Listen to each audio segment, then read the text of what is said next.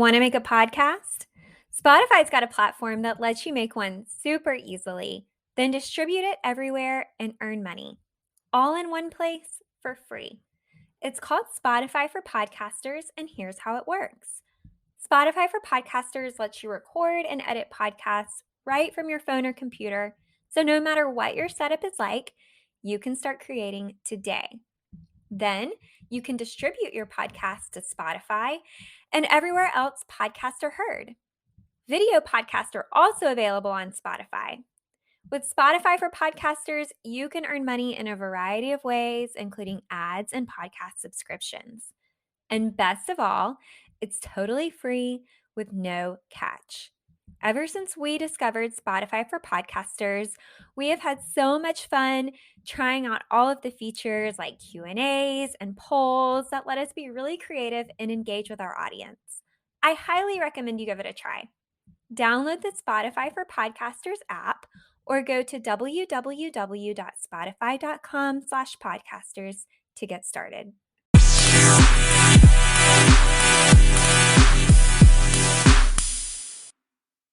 Hello. Welcome back to episode 19 of Podcast Royal. Before we get started, our usual bit, follow us on Instagram at Podcast Royal. Email us at hellopodcastroyal@gmail.com.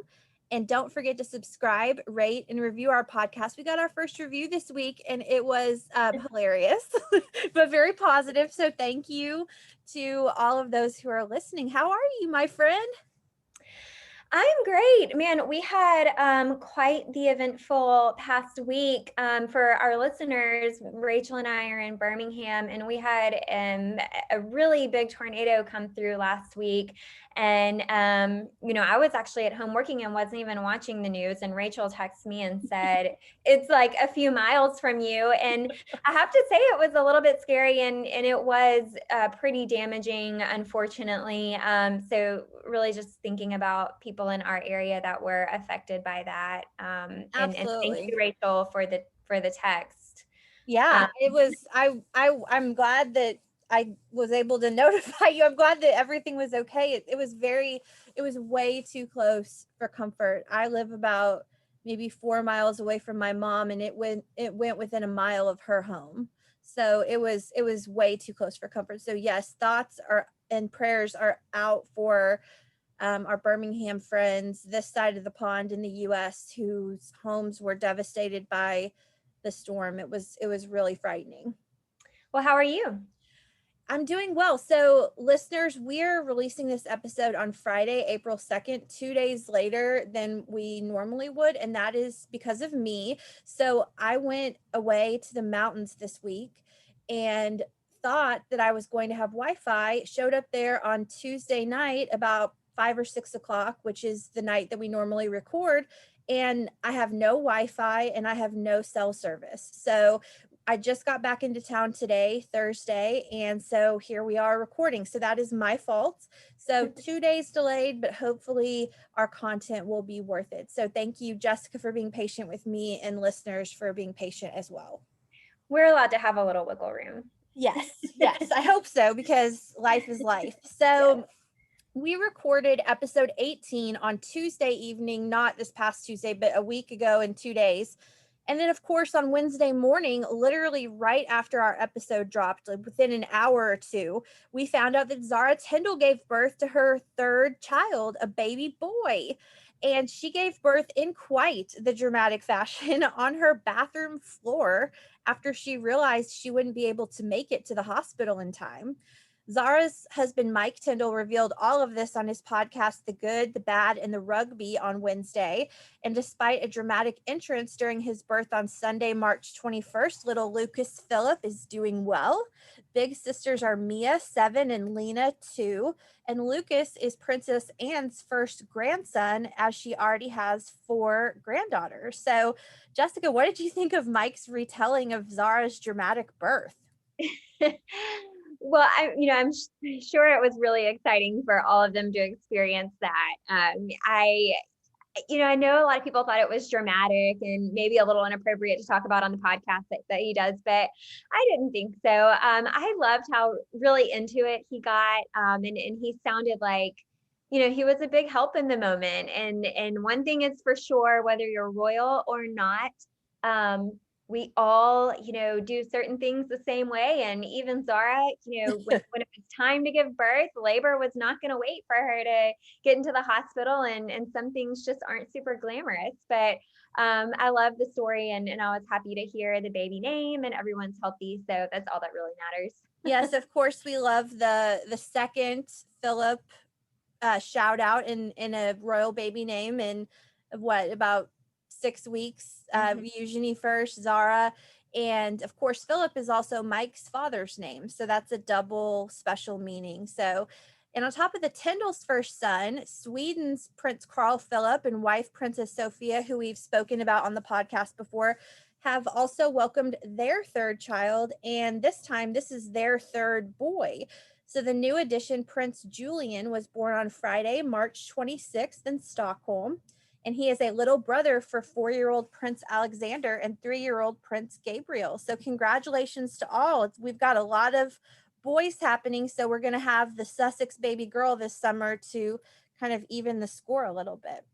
So, speaking of the Swedish royal family, we saw Crown Princess Victoria for the first time since it was announced that she had contracted COVID.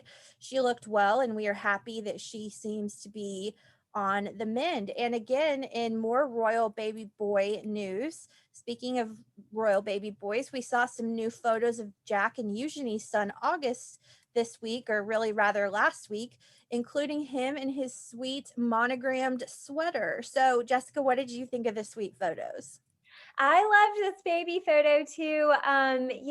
They Eugenie and Jack look so happy at this stage in life as a family of three, and in their relationship. And I'm kind of surprised we haven't really seen any photos of them that have been professionally done. I mean, they've all just been really casual, at home, click on your phone kind of Yeah, photos. And I love it. I noticed that Eugenie is super relaxed these days. She's, doing this kind of no makeup with a headband look a lot lately. And she doesn't need the makeup. She still has the natural new mom glow, and they just look great. And I love the sweater. they look over the moon happy.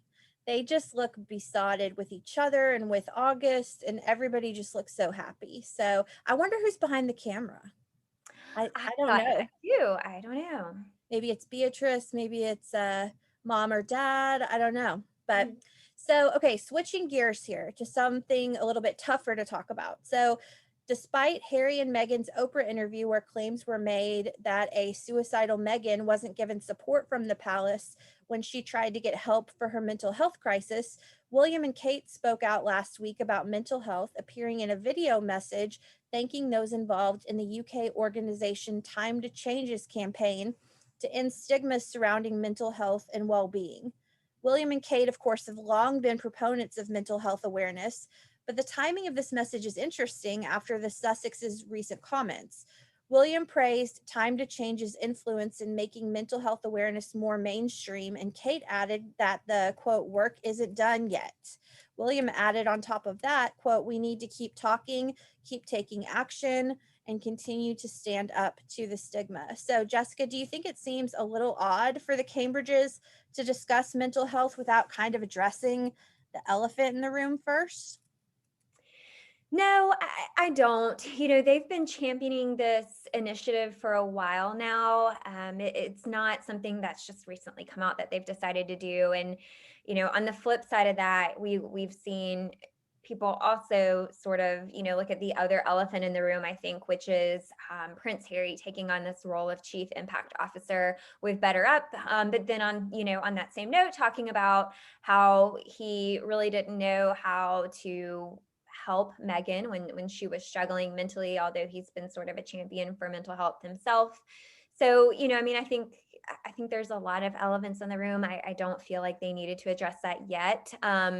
I think that the Cambridges have really laid the groundwork for normalizing mental health discussions, and they're continuing that work, and they're doing a great job doing that. So I applaud them. I don't feel like they need to speak to Megan's claims at this point. I think more still needs to come from the Palace HR department. And they'll have to provide some sort of, you know, record, kind of showing what happened there with Megan. I think before anyone speaks out on that, she says she's got email saved or whatever, evidence that can be found. But I just kind of feel like the timing's not right to speak up about that yet, given there's still a lot of missing parts to the story. I don't know. What are your thoughts? Yeah, I think it's I mean, I think that these two are allowed to speak out about mental health whenever they want to. And I think if anything, Harry's maybe mishandling of the situation, William and Kate's mishandling of the situation. First of all, there's no perfect way to handle this, right? It's complex. And so I think maybe the message is that no one is perfect. William and Kate maybe didn't handle the situation perfectly. I don't know, meaning as far as the palace in general. Harry maybe didn't handle the situation perfectly with his wife, but I think no one does handle these situations perfectly. But as long as the conversations are being had and the ball is being moved forward, then that's progress. That's what I think. Right. I agree. So, power to William and Kate for having the conversation. Harry, of course, for stepping into his role with advocating for mental health. And, may we all just realize that we're all human and we're all trying to figure this imperfect world out one day at a time. So, happy news about Kate. I am so excited to have this on my coffee table. Kate is now publishing her first book. So, remember her Hold Still photo project capturing the COVID lockdown? I don't know how any of us could forget. That was such a great project. Well, those photos have been turned into a book called Hold Still, A Portrait of Our Nation in 2020, which will bring together the 100 finalist portraits as well as the stories that accompany the images. Kate actually wrote the foreword for the book and said in the book, quote, "When we look back at the COVID-19 pandemic in decades to come, we will think of the challenges we all face, the loved ones we lost, the extended isolation from our families and friends, and the strain placed on our key workers. But we will also remember the positives, the incredible acts of kindness, the helpers and heroes who emerged from all walks of life, and how together we adapted to a new normal. Through Hold Still, I wanted to use the power of photography to create a lasting record of what we were all experiencing, to capture individual stories and document significant moments for families and communities as we lived through the pandemic. I hope that the final 100 images showcase the experiences and emotions born during this extraordinary moment in history, pay tribute to the awe inspiring efforts of all who have worked to protect those around them, and provide a space for us to pause and reflect upon this unparalleled period." End quote. So the book will be available May 7th, which is exactly 1 year after the project was launched. So I think I might already know the answer to this, but Jessica, will you be buying a copy for your coffee table? I'm definitely interested in seeing this. I think it could have the potential to be a really, really touching piece and a great capsule for the future to go back and be able to see that. It's certainly a really interesting project. I could see how it may be sort of a hurtful reminder for a lot of people right now because it's still so fresh and so many people are coping with 2020 and how difficult that was. But I also see it as a way to really bind, especially the residents in the UK, and bring everyone closer together during this time. So I'm excited to see it, and I know you're wanting a copy too. I am. And I have no celebrations coming up. I'm not a mother, so no Mother's Day. Really, my mom's birthday and Mother's Day are coming up in May. So I really should be buying this for her, but I really want it for me. So we'll figure it out. Maybe we'll get two. I heard that shipping costs are not great across the pond, but I think Yeah. it's worth it to support an effort like this. And speaking of gifts that you can get a royal lover like yourself, listeners, the Royal Collection Trust has released pieces for the Queen's upcoming 95th birthday, and it is inspired by the pink roses at Windsor Castle. All of it is on sale through the Royal Collection Trust shop and includes a mug, a side plate, a teacup and saucer, and more. You all should look at this. The list is quite extensive. So you can even purchase an ornament featuring a corgi with balloons for $23, a tin of shortbread biscuits for $15. I hope those will hold up across the pond shipping, and a cotton tea towel for $14. Of course, the Queen's 95th birthday is coming up later in April. So we can't let this week go by without wishing a happy 16th wedding anniversary to Charles and Camilla. The two just returned from their trip from Athens, Greece to celebrate the bicentennial of Greece's independence. So happy anniversary. And set your DVRs, listeners. There will be a third Lifetime movie made about Harry and Meghan. My gosh, they are just telling this story until it can't be told anymore. This one, which as of yet does not have a release date, will be called Harry and Meghan Escaping the Palace. That sounds like an Indiana Jones movie or something like that. This follows the obviously Academy Award winning Harry and Meghan, A Royal Romance in 2018, and Harry and Meghan Becoming Royal in 2019. According to Lifetime, quote, the movie will detail Meghan's growing isolation and sadness, their disappointment that the firm was not defending them against the press's attacks, and Harry's fear that history would repeat itself and he would not be able to protect his wife and son from the same forces that caused his mother's untimely death. Harry and Meghan Escaping the Palace will also reveal the private family feuds between Will and Harry. I didn't realize that Lifetime was that close to William to call him Will, but okay. Kate and Meghan, and Harry with Will and Charles, that lead to the ultimate break from the royal ties, quote or end quote. So Jessica, can we have a watch party when this airs? So, my first thought about this was, how many times can you tell the Harry and Meghan story in a different way? And then I remembered every Lifetime and Hallmark movie, for that matter, is basically the same storyline. Right. Same So, story, different cast of characters. And I wonder who they're gonna, because I will say that the last Lifetime movie, the actress that played Megan, whose name is escaping me, did look very much like her. And the actor that played Harry didn't really look like him, but he sounded like him. So are they gonna get the same actor and actress to play the couple? I don't know. well, we should get all three and just do a marathon event. Okay, I'm down. We will do this. We will, because we don't have a release date yet. So, assuming that it's within, maybe the end of the summer, I don't know. We can have a full night of it or a full Saturday of it and get some wine and just be appalled at Lifetime movies. But yet Down. I watched them all. So who am I to talk? Because I will be of course I will. And then I'm also really excited. We keep getting still images of Kristen Stewart as Diana for the upcoming Spencer movie, and I am very excited for that. So I'm waiting with bated breath for we talked about this on the podcast. How many more times can we tell Diana's story, right? Like the ending doesn't change. Spoiler alert, like we know what's going to happen, but I will watch every one of these movies until and watch them multiple times. Like I am that person. Well, we need to start doing movie reviews on the podcast. We do. And also I just saw this today. So I just saw Netflix's April lineup, and listeners and Jessica, on April 11th, they are releasing, what did they call it? Diana, the interview that shook the world or something like that. And I wonder if that's the Panorama interview. I don't know. I don't have confirmation of that, but I'll do some digging, and next week for the podcast, we'll see if that's the Panorama interview or not. Because if it is, oh my gosh, I will be there for that. So that's coming out on April 11th.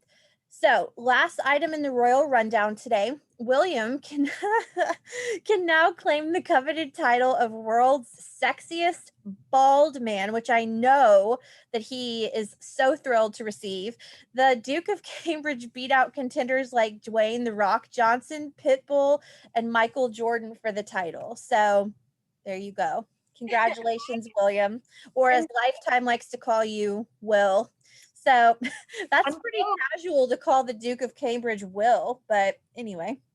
very pleased to hear that he got this award. You know, William has become more attractive as he's aged, in my opinion. And I've seen some really great photos of him this week circulating in light of this article. And I think he looks great. I think he totally deserved it. Well, I saw him in uniform this week, and I'm always, a sucker for a man in uniform. So, okay, we're going to totally switch gears here.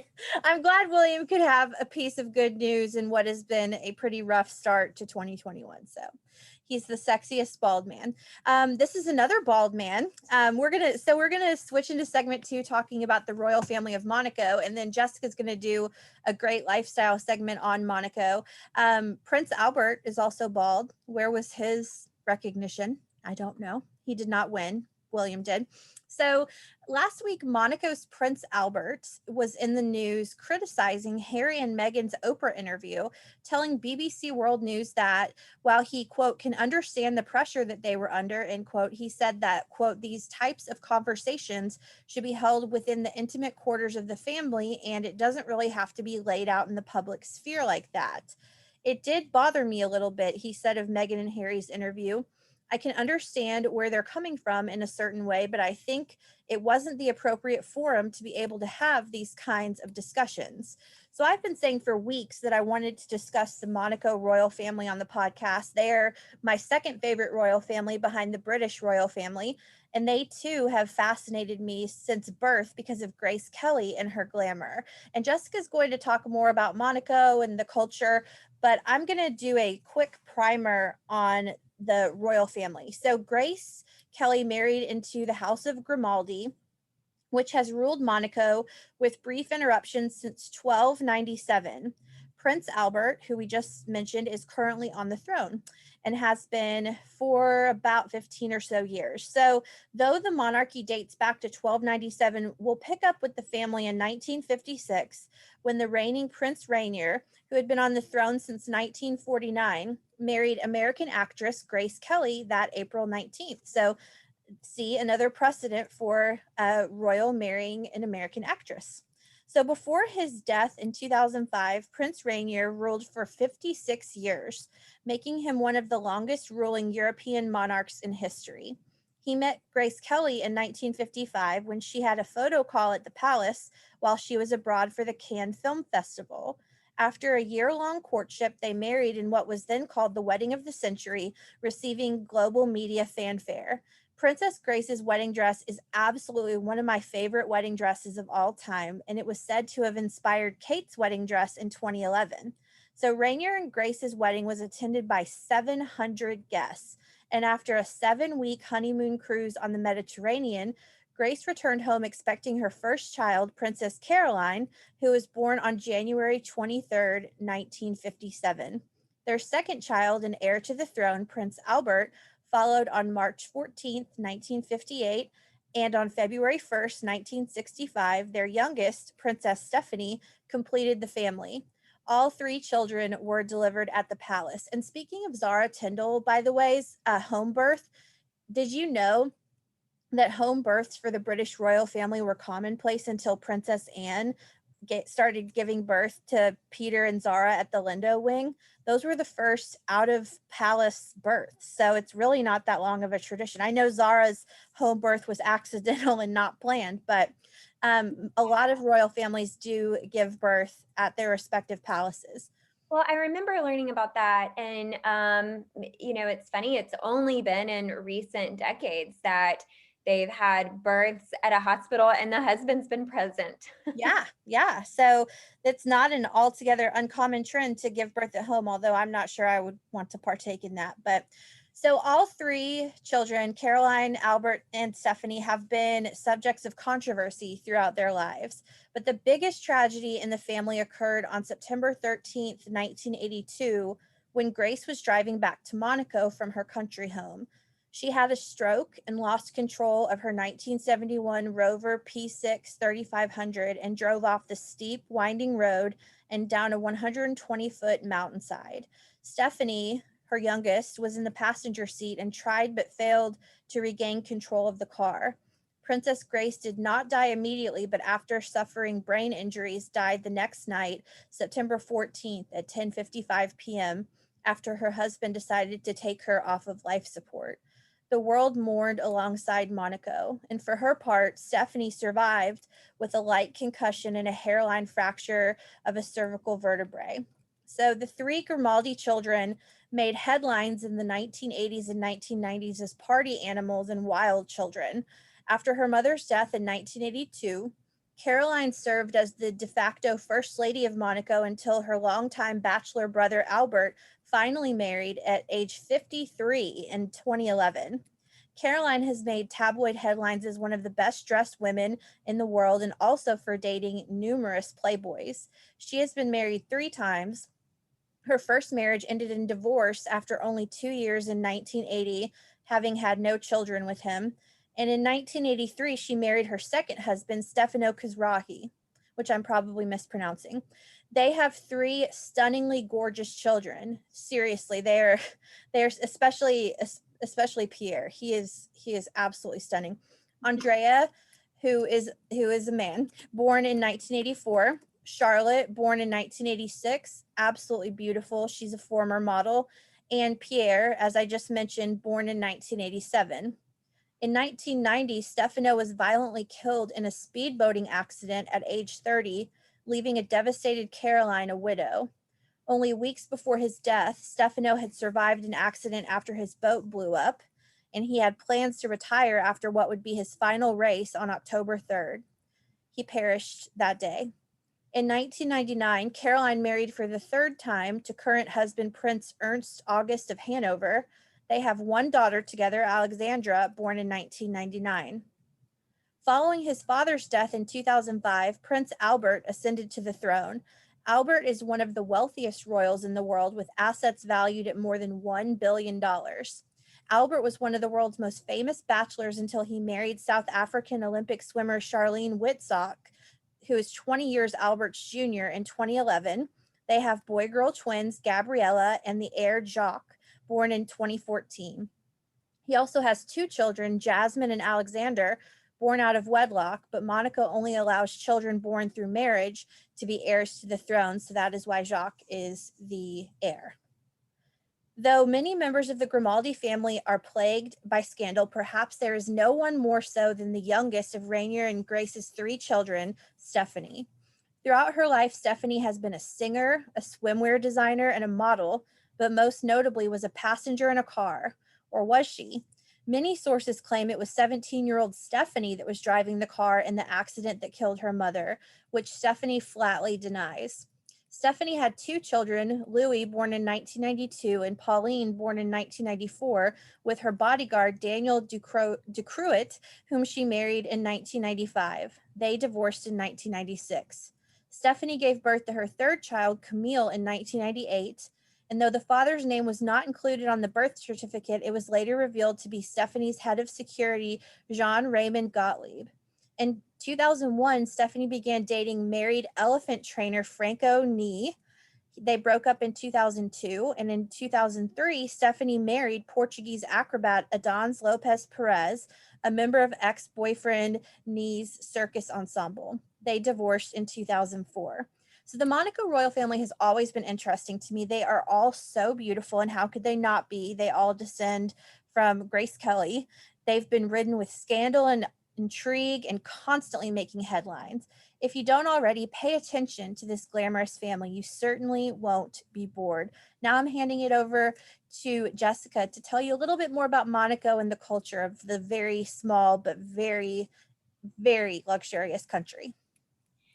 Your segment was so interesting, and I loved the way that you broke it down. I've heard a lot about the family of Monaco, but in bits and pieces. So to hear it as one full story was a really good listen. I feel like I learned a lot. Yeah, and this upcoming generation, like Pierre and Charlotte and Andrea, the Kazrai kids, they are all so gorgeous and so interesting. So, of course, we love the British royal family, we love the Swedish royal family, but the Monaco royal family, start paying attention to them because they are compelling. Well, I'm excited to blow everybody's mind with this segment because I was doing research on Monaco, and let me tell you, there's a lot of interesting stuff with this little small place. So I thought it would be cool since we've been talking about wanting to discuss the Royal Family of Monaco and other royals across Europe. Thought it would be fun to do a country profile because we talk about these families, but a lot of people know about the UK and what the culture is like there, especially if you live in the US. I feel like we're very closely related to them. But a lot of people don't know about all of these other countries across Europe and really unique, cool things about those places. So I've tried to kind of break everything down into like four categories, sort of. So I did location, climate, lifestyle, industries, and government, and then last but not least, food. So that kind of helped me collect all of these facts in little groups. So we'll go ahead and get started and we'll talk about location and climate first. So where exactly is Monaco? If any of our listeners have been there before, please reach out to us and let us know. You can send us an email or a DM and tell us why you've been. Maybe you lived there, maybe you visited on vacation. I would love to hear your thoughts. I think it's a really cool place. This is So on my top 10 travel list, by the way. for anyone who is not familiar, it's located in the French Riviera. It is bordering France, and it's a really short distance from Italy. It's just about 10 miles. So there's a lot of different cultural influences there. It's right along the Mediterranean Sea. And you might be surprised by how small Monaco is. We've talked about it being small, but it's actually just over 1.3 square miles. And for reference, that's smaller than New York City's Central Park, and it's 1,000 times smaller than the state of Rhode Island. Wow. That's pretty small. That's good I knew it was small. I didn't realize it was that small. Yeah. So there are no lakes or rivers in Monaco. It's sunny for about 300 days out of the year. And the average temperature is a refreshing 61 degrees. Typically, summers get up to about 70s or 80s, and winter temperatures go as low as 40s, 50s. So, in my opinion, you really can't get much more perfect than that weather. Mm-hmm. So, natural wildlife in Monaco, common local animals are deer, fox, weasels, and of course, dolphins off the coast. Local plants there are palms, cypress trees, roses, orange trees, olive trees, and camellias. Monaco is a sovereign country and city state. It's been a constitutional monarchy since 1911, with the Prince of Monaco as head of state. So this tiny little area is sectioned into four segments called quartiers. There's the town of Monaco, which is known as the Rock, and that's where the old town is located. And as we always say, I'm going to give this disclaimer. Pardon me for my mispronunciation of words. There's a lot here that I'm probably going to mispronounce, but A lot of yeah, the second little segment is called Condamine, which is the business district. And then there's Monte Carlo, which is the well-known gambling district. I think there are 3 casinos there that are pretty well known. And there's actually been 3 James Bond movies that were filmed at the Monte Carlo casino, and that casino opened in 1863. So that's a big place people like to visit. Mm-hmm. And then the last quartier is Fontville. It's the newest quartier, and it has the Monaco heliport, which connects people to Nice, France. So a fun fact, Monaco does not have any airports. They only have heliports. So you have to helicopter in. Interesting. I didn't know that. Yep, you can fly into France or Italy, and then, or I guess, I don't know where all the, if they do helicopters to Italy, but they definitely do France. So you can fly into France and then take a helicopter in. So moving on to lifestyle, there are just over 38,000 people living in this 1.3 square miles of Monaco. If you are already considering a move to this dream destination based on what you've heard so far, keep listening because you're going to need to get your finances in order before you purchase a home here. I know Rachel alluded to this earlier, but it is known as a billionaire's playground. It has the 3rd most expensive real estate in the world. And Monaco is well known for its casinos, its high profile events, and the extreme wealth in this country. So more than 32% of the population is a millionaire. Wow. The average salary in Monaco is 80,000. And for comparison, the average salary in the US is 31,000. So, and I think those numbers were from 2019 when I looked it up. I think that was the most recent I could find, but it's a pretty big difference when you compare those two. Yeah. 1 in 56 people in Monaco is worth $30 million. Wow. If this still seems doable to you and you are interested in purchasing a home here, I've got some real estate information that might be helpful to our And listeners. also, would you like to become a sponsor of Podcast Royal if you have that kind of money and are listening to this show? Right. We'll take a fraction of that. My Um, goodness. so on average, homes are priced around $4,560 per square foot. Wow. That's a lot of money. I'm looking at your next point about the apartment. I'm like, okay, so I could do an apartment here. No, nope. Right.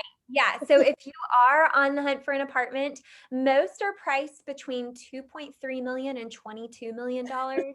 But they can go up more than that if you get like a really like high-end fancy penthouse or something. You're looking like in the 50 millions. But you can go for a budget option. You can get a 1-bedroom apartment for a mere $1.6 million. Okay, I mean that's more in my price range, right? Uh-huh. No. So, okay, so what about the people who call this place home? Let's talk a little bit more about them. They seem to be doing pretty well in many areas of life, and one of those is life expectancy. So, the life expectancy in Monaco is the highest in the world at 89.3 years. Well, I'd want to live that long if I were that rich too. I know. Well, I was thinking that Japan had the highest life expectancy, and I think they actually come in number 2 under Monaco. Wow. So perhaps not surprisingly, natives born in Monaco are the minority in the country. So more than 75% of residents are foreign born. You'll find a mix of cultures in the area, mostly French, Italian, and British. But if you are born in Monaco, you are called, and I hope I'm saying this right, a Monegasque Yeah. is a local born person from Monaco would be called. If you live in Monaco, but you were born outside of the country, you are called a Monacoan. I think it's how you say that, or a Monacoan. Mm-hmm. So yeah, there are 2 different names there. The official language is French, and 90% of residents in Monaco are Roman Catholic. So we'll move on to government and economy. We'll talk a little bit more about that. Monaco is known as a tax haven. This means they have no income tax and very low business tax. The poverty rate is at 0, which means 0% of the population lives below the poverty line. And the unemployment rate is also at 0. Interesting. People are doing very well here. Yeah, I would like to join them. I don't think I would fit in though, but hey. So what are the big industries in the country? Monaco is known for its tourism, of course, its gambling industries. Tourism accounts for about 15% of the country's income. And 1.5 million people visit Monaco every year. So for such a tiny place, they've got a lot of people coming in there. Mm-hmm. A few other industries in Monaco include banking, construction, perfumes, chemicals, plastics, electronics, pharmaceuticals, and sports. Some of the very first industries in Monaco included a chocolate factory, a flour mill, and a brewery back in the early 1900s. Mm. So a country that is well known for its casinos, you might think that the residents there really love to gamble. But if they do, they have to do it elsewhere. So in Monaco, it's actually illegal for the locals to gamble. I didn't know that. Yeah. So the thought here is it's an activity reserved for tourists. And this approach helps Monaco earn gambling money from outsiders rather than having their residents gamble away the wealth in the country. Huh. That makes sense. Yeah. So if you do decide to visit Monaco, should you be concerned for your safety while you're there? What would you think, Rachel? I'm going to say no. The only injury you might have to your body is the paper cuts from all the money you'll be counting. Well, you would be right. Monaco is actually a really great choice for tourists because the crime rate is extremely low. So there's one police officer for every 100 people, which means it's one of the highest security places in the world. They have a 24-hour surveillance system in place and it goes throughout the entire city. So, unless you're just giving your purse away to strangers, you're likely to not have your belongings taken from you while visiting.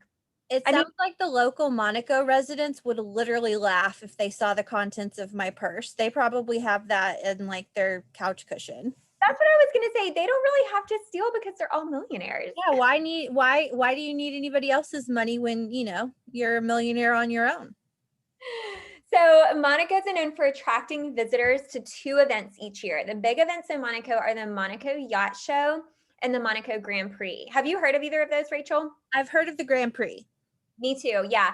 So I did a little digging. The Monaco Yacht Show is Europe's biggest in water display of large yachts, and it includes more than 125 super yachts. And I think you can actually, if you go there and view the yachts, you can actually purchase them while you're there if you see something that you really like. But a daily pass to the show runs between $300 and $400. It's actually not that bad.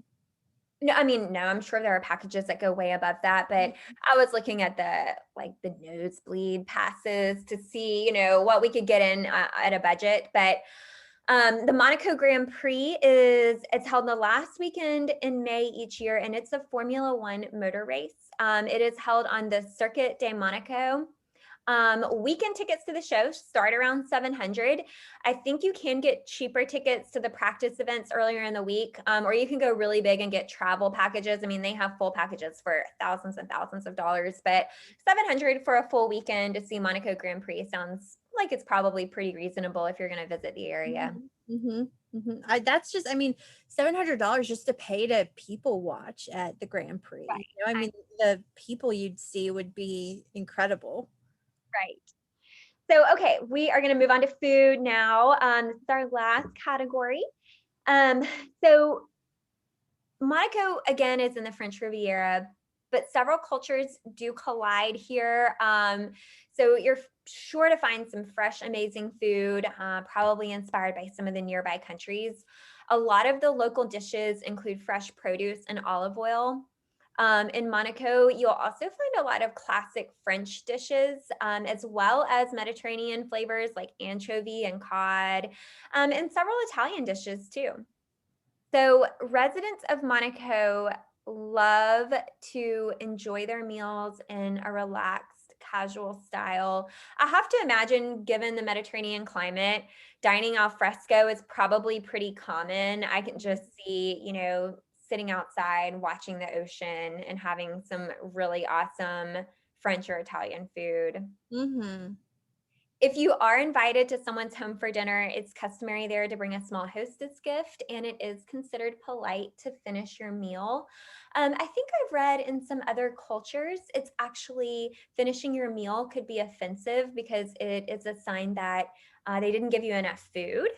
Huh. Um, I cannot remember which country that is customary in, but definitely in Monaco and definitely in the US, we like to finish everything on our plate. So, Yes. Yes. um, so I'm going to share some dishes commonly found in Monaco. The first is saka. This is a round flatbread, sort of looks like a pancake sort of bread. It's made with chickpea flour, so it's gluten-free. And it's sometimes served with soup, or you could actually make like your own little pizza out of it, but that's pretty commonly eaten.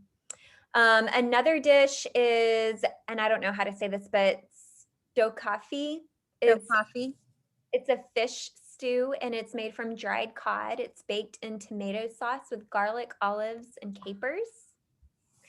Next is gnocchi, and of course, we're familiar with this in the US. It's a potato-based dumpling. It's often eaten like a pasta. Sometimes it's confused as a pasta. I had some really good gnocchi in New York City one time. I've never had gnocchi. No, gnocchi.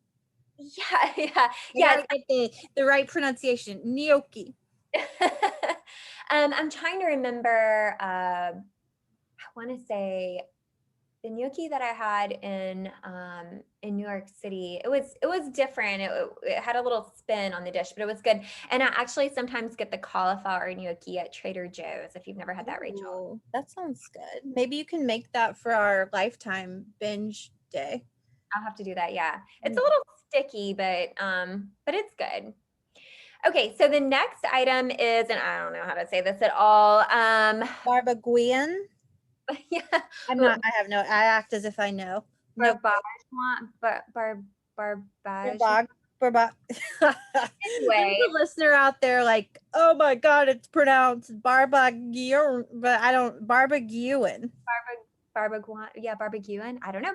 Anyway, this is called. It's often referred to as Monaco's national dish. So it is Swiss chard and ricotta rolled in a pastry dough Oh, and pan fried. It looks, yum. yeah, yeah, Give definitely. me some of that. And then another dish commonly eaten there is bouillabaisse, which is another type of fish stew. It's made with 3 different types of fish simmered in a broth with vegetables. And the last item on this list is porchetta, which is a boneless pork roast with stuffed with liver and fennel and roasted for several hours. So, okay, Rachel, which ones look like your favorite? If you and I were going to Monaco this weekend, what would we try?